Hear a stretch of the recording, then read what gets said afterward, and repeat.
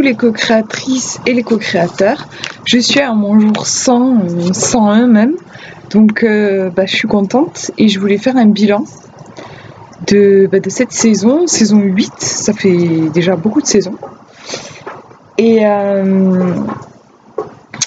voilà, alors je suis un peu intimidée de faire un résumé de 100 jours. J'ai essayé de faire pas trop long. Le contexte, pourquoi je me suis lancée ce défi des 100 jours. J'avais vraiment envie de créer une vie qui me ressemble. J'avais envie d'envoyer chier, en fait, c'est pas très délicat dit comme ça, mais c'est comme ça que ça me vient, d'envoyer vraiment chier toute ma vie d'avant. J'étais en ras-le-bol. J'ai énormément souffert dans ma vie d'avant, avec une grosse dépression, beaucoup de souffrance, beaucoup de jugement de la part de mes proches, bref, c'était une spirale un peu infernale, un cercle vicieux, voilà. Et j'avais envie de sortir de ça, j'avais un gros ras-le-bol et je sentais que j'avais le potentiel, je pouvais aller au-delà, aller plus loin, créer quelque chose, en fait repartir un peu de zéro, quoi. Me dire qu'est-ce que je peux construire, parce que finalement j'ai rien pu construire jusque-là comme j'allais pas bien, et là de me dire bon, maintenant je construis quelque chose qui me plaît, en fait. Voilà, en gros. Et alors le bilan, moi je vais vous dire un petit peu ce que j'ai fait pendant ces 100 jours. J'ai fait des illustrations pour un roman. C'était pas moi qui avais écrit le roman, c'était un roman de science-fiction. C'était nouveau pour moi, une nouvelle expérience. J'avais jamais fait d'illustration pour quelqu'un d'autre que moi. De base, je suis pas illustratrice, en fait. J'ai jamais osé, en tout cas. Et là, je l'ai fait. Donc ça a été une sacrée expérience, très intéressant pour moi, enrichissant et nouveau. Donc je suis contente d'avoir osé faire ça. J'ai pris contact avec des éditeurs pour mon livre Ambre et les particules de l'âme. Ça a pris son temps pour que je puisse me décider, en fait. Je me suis décidée, je sais pas, ça va être le jour 80 sur comment j'allais faire. Mais voilà, en fait j'ai eu au téléphone des éditeurs, j'ai eu une proposition de 2 contrats. Mais c'était des maisons d'édition participatives, il fallait que je paye, mais j'ai quand même pris le temps de discuter avec eux, et en fait ça m'a donné des pistes sur comment je pouvais peut-être revoir éventuellement mon livre pour pouvoir l'auto-éditer, puisque je me suis rendu compte que l'impression couleur coûtait très cher, et aussi quand ils me faisaient un devis, en fait quand ils me disaient combien ça coûterait à peu près, je me rendais compte que leur bouquin il faisait 150 pages, 190 pages plutôt quand même, tandis que moi le mien quand je l'avais auto-édité il faisait 300 pages, quoi. Et du coup je me suis dit il y a moyen, je dois pouvoir me débrouiller en faisant une mise en page, de gratter, d'avoir moins de pages, du coup qu'en auto-édition il soit moins cher. Et donc voilà, ça a mis du temps, mais vers la fin de mon défi, en fait je me suis dit je vais pas aller vers une maison d'édition, je vais l'auto-publier avec maintenant ce que j'ai appris en discutant avec des éditeurs, ce dont je me suis rendu compte. Et j'ai décidé j'ai refait la mise en page de mon livre et j'ai refait les illustrations en noir et blanc à l'encre de Chine pour avoir un prix moins cher, en fait. Parce que avant, quand je l'avais auto-édité, mon bouquin c'était absurde, je pouvais pas l'auto-publier. L'imprimeur me demandait 34 € par livre. C'est impossible, quoi. Je pouvais pas vendre un bouquin aussi cher. C'est pour ça que je m'étais dit que j'allais me tourner vers la maison d'édition. Et là, je me suis dit, si je réduis et tout, en fait, je vais peut-être avoir un prix abordable. Et en effet, c'est énorme. J'ai réussi à tomber de 34 € à 11,42 €. Je trouve ça super. Donc voilà, j'ai reçu mon livre il n'y a pas longtemps là. Il est tout beau. Je suis vraiment contente du résultat. Et donc, j'ai décidé pendant ce défi de l'auto-publier. Mais voilà, il m'a fallu un certain temps. Donc j'ai pas eu le temps de faire la promo, je l'ai pas encore sorti mon livre, en fait, officiellement. Ça sera pour ma prochaine saison. Qu'est-ce que j'ai fait? Oui, j'ai lu énormément de livres, beaucoup de livres, je sais pas, mais je devais m'en faire 2 ou 3 par semaine. J'ai pas compté combien de livres j'ai lu, mais c'est assez impressionnant. J'ai lu sur beaucoup de sujets différents. Je sais que j'ai commencé mon défi, J'ai beaucoup lu sur l'abondance. En fait, j'ai lu des livres de millionnaires qui parlaient un petit peu de leur façon de gérer l'argent et tout ça. Qu'est-ce que j'ai... Après, j'ai étudié de l'astrologie hindoue, l'astrologie classique et l'astrologie hindoue, c'est super intéressant. Avec l'astrologie, j'ai fait de l'astrologie horaire. C'est trop, moi j'adore. En fait, ça part du principe que quand vous vous posez une question, le moment où vous vous posez votre question, donc l'heure, le jour où vous vous posez la question, où voilà, ça traverse votre esprit, la réponse est inscrite dans les astres, en fait. Je trouve ça assez exceptionnel. L'idée que l'infiniment petit, parce que qu'est-ce qu'on est, quoi, par rapport à l'univers, l'infiniment petit est inscrit dans l'infiniment grand, puisque c'est écrit dans les astres. Ça peut être une question, genre, vous vous demandez où est-ce que j'ai mis mes clés, vous ne trouvez plus vos clés. Si vous notez l'heure et la date, et vous dressez une carte, en fait, du ciel, vous étudiez les astres, et vous allez avoir la réponse dans les astres. C'est extraordinaire, je trouve, le concept. J'ai trouvé, rien que, je sais pas comment dire, philosophiquement parlant, c'est super intéressant, je trouve. Après, bon, enfin voilà, j'ai fait la numérologie évolutive, j'ai étudié mon thème de naissance. Parce que en fait, j'ai fait beaucoup de connaissances, apprendre à se connaître soi-même pendant ce défi.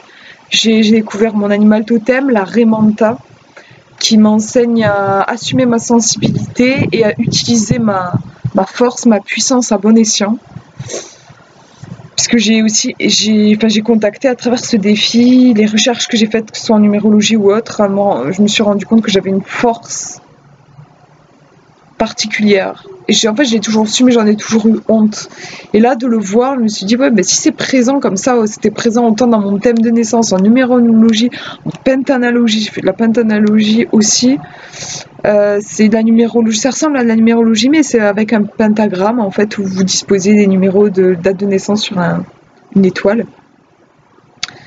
Je sais plus, en fait j'ai croisé plein de méthodes différentes et chacune me disait que déjà dans mon thème de naissance il y avait une force particulière, une constitution solide, on va dire. Et c'est vrai que j'ai toujours eu honte de ça, et en fait je me dis, pour que ce soit autant présent, j'ai quelque chose à faire avec, et je pense qu'il faut que je l'honore, et la raie manta, je pense, est là pour me parler de ça, parce que j'ai regardé un petit peu et j'ai vu que là la raie elle étend, on dirait des ailes, c'est vachement beau, je trouve.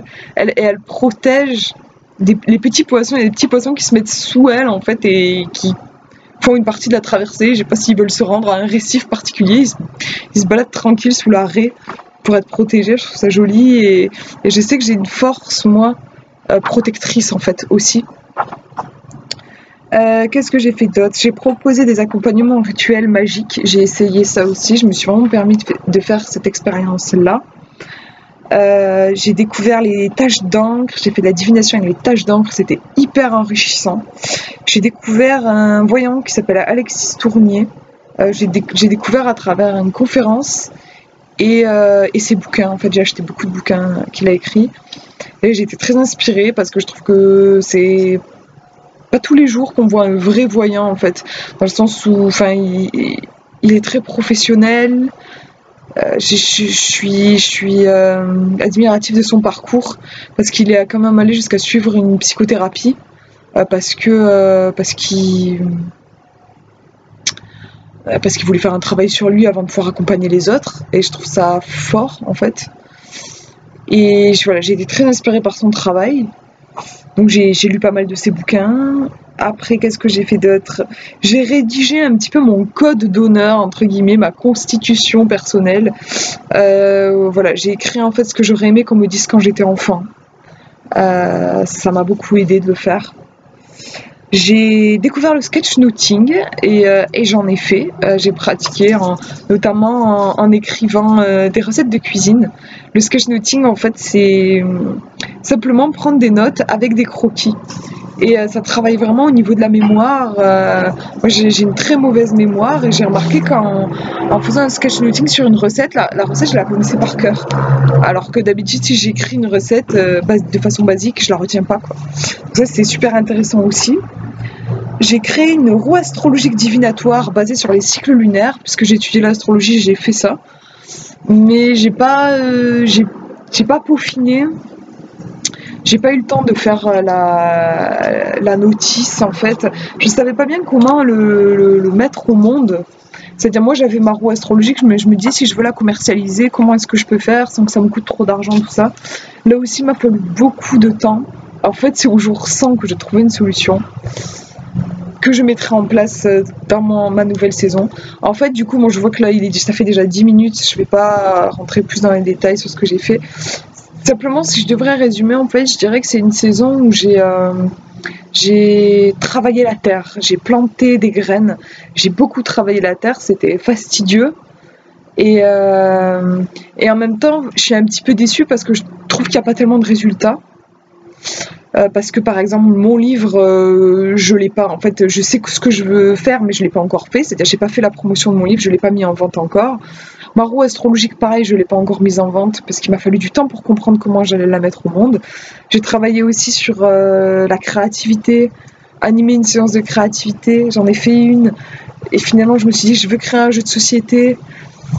Et je me suis dit comment, enfin voilà, est-ce que je vais y arriver, machin. Et c'est au jour 100 que j'ai fini par réussir à faire un prototype, une maquette de mon jeu de créativité. Mais là aussi mon jeu, il est en pièces détachées, il ressemble à rien pour le moment. En fait j'ai commencé beaucoup de choses sans les terminer, pas par manque de temps ou par manque d'action, voilà. Simplement, il m'a fallu beaucoup de temps pour trouver le chemin qui me correspondait. Et mais je pense que c'est super important parce que j'ai pris ce temps-là et c'est rare pour moi. D'habitude, je prenais pas ce temps-là. Voilà, prendre le temps de me demander mon livre, comment je veux le mettre au monde. Est-ce que je passe par une maison d'édition? Si oui, par quelle maison d'édition? Sinon, ok, je l'auto-édite. Comment est-ce que je l'auto-édite? Qu'est-ce que je fais? Par quelle plateforme je peux passer, tout ça, et se poser cette question pour chaque chose que je voulais mettre au monde. En fait, c'est ça il m'a fallu 100 jours, en fait, pour sur chaque rêve que j'avais, sur chaque chose que je voulais mettre au monde, comment je fais.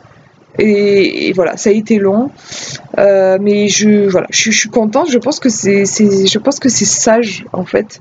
J'ai appris à me tempérer, je crois, parce que j'ai tendance à vouloir tout faire tout de suite. Et j'ai accepté que chacun de mes projets prenne le temps. Je crois que c'était nécessaire. Maintenant, voilà, j'avoue que j'ai vraiment hâte j'ai tellement travaillé dessus que j'ai hâte chacun de les mettre au monde. Et je vais m'y mettre pour ma prochaine saison. Que je vais commencer de suite, je pense, parce que j'ai vraiment hâte. Et voilà, je sais pas quoi dire de plus. Voilà, ça a été très riche dans le sens... en fait, j'ai l'impression que c'est comme si j'avais fait les plans.